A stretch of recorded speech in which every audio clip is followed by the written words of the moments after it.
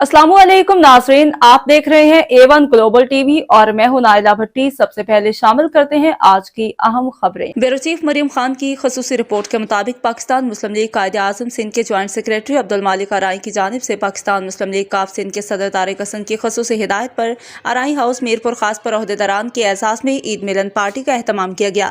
तकरीब का बाकायदा आगाज तिलावत कुरान पाक से किया गया।